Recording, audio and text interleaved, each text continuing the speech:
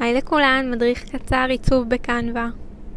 דבר ראשון, אנחנו ניכנס להגדרות ונשנה את השפה לעברית. מאוד קריטי כי זה עובד על הגופנים שעומדים לשמש אותנו בהמשך. תכף תראו מצד שמאל למעלה מלבן סגול שרשום צור עיצוב ואני לוחצת עליו. פה כל מיני אופציות לעיצוב. לחצתי על מידה מותאמת אישית, כמו שאתם רואים כבר הזנתי את הנתונים שאני צריכה. בחרתי בעיצוב שראיתי, אתם תראו ישר זה יקפוץ לכם. מחקתי את כל מה שאני לא צריכה, לחצתי על שיפט ועכבר רגיל. זהו, דילית, מחקתי. צד ימין תיבת טקסט, אוסף כותרת, והנה הוספתי פה כל דבר שאתם תרצו לרשום. כותרת, ההחלה שלה הוא שהיא פשוט יותר גדולה. אתם אבל יכולים לשנות את הגודל, זה לא משנה. כמו שאתם רואים, עבדתי עכשיו על הגופנים. והנה, אני קצת משחקת, קצת מזיזה. אתם רואים את הפלוס הזה? זה הפלוס שעוזר לנו להזיז אותו למעלה ולמטה. במידה ואתם רוצים להפוך או לעגל, הנה כמו שהראיתי פה, תכף אתם תראו את זה. שמתי תאריך באופן ידני. בעיה ישנו קצת הצבע של הטקסט, אז אני פשוט שיפט, לוחצת על הכל, ובוחרת את הצבע שבעצם אני רוצה.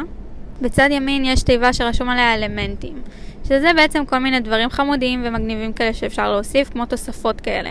כמו שאתם רואים, בחרתי פה באיזושהי קשת יוונית להוסיף, לא אהבתי אותה, בחרתי בפרח, והנה אני מקטינה אותו דרך הקליק הימני, ותכף תראו שאני גם הופכת אותו. אתם רואים את הכפתור הזה? הנה, זה הכפתור שעוזר לנו להפוך אותו במעגל. זה לא הספיק לי, אז הוספתי אלמנט נוסף. עכשיו אתם תראו, זה נראה קצת מקושקש, אבל אנחנו נסדר את זה. קליק ימני, שכבה, הצק שכבות.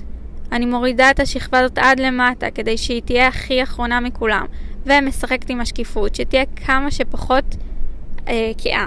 עכשיו יש כאלה שיאהבו את זה ככה, לפי דעתי זה טיפה מקושקש. רציתי להוריד את הכתם מים הזה. אז תכף תראו אותי מורידה אותו. שוב, דילית. הכי פשוט. אחרי שהורדתי אותו, בא לי לשחק טיפה עם הצבעים. עכשיו שימו לב שיש בקנווה אפשרויות לשחק עם הצבעים, ויש כאלה שממש צריך לערוך תמונה.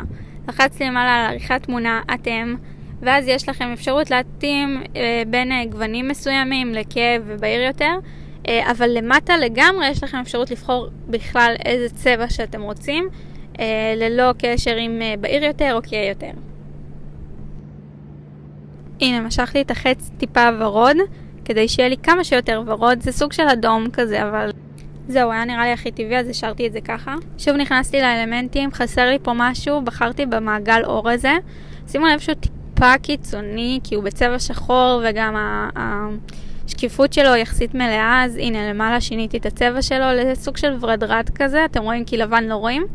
והנה שוב לחצתי על שקיפות. שקיפות זה הריבועים האלה שאתם רואים שם למעלה, כמו לוח שחמט.